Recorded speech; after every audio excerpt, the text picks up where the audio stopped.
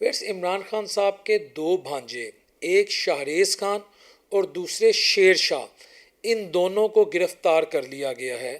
جہاں تک شاہریز خان کی بات ہے، اس پر تو باقاعدہ بی بی سی نے ایک فیچر بھی لکھا ہے جو میں آپ کے سامنے رکھ دیتا ہوں کہ تحریک انصاف کی جانب سے سابق وزیر اعظم عمران خان کے بھانجے علیمہ خان کے بیٹے کو لاہور سے اغوا کرنے کے الزام کے بعد لاہور پولیس نے بی بی سی سے بات کرتے ہوئے اس بات کی تصدیق کی کہ شاہریز خان کو 9 مئی کے کیس میں گرفتار کیا گیا ہے۔ جمعے کے دن پولیس نے شاہریز کو لاہور کی انسداد دہشت گردی عدالت میں پیش کیا، جہاں ان کا 8 روزہ جسمانی ریمانڈ منظور کر لیا گیا۔ پاکستان تحریک انصاف نے الزام عائد کیا تھا کہ جمعرات کی شب سادہ کپڑوں میں ملوث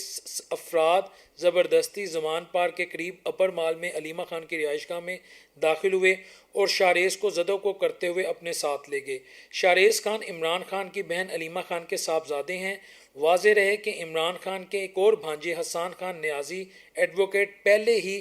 10 سال کی ان کو سزا ہو چکی ہے اور وہ جیل میں ہیں۔ اچھا، اس کے ساتھ ساتھ آج صدیق جان نے بھی ایک ری ٹویٹ کی ہے، ایک میجر ریٹائرڈ ہیں ان کی پوسٹ کو، جس میں عمران خان کے جو دوسرے بھانجے ہیں شیر شاہ،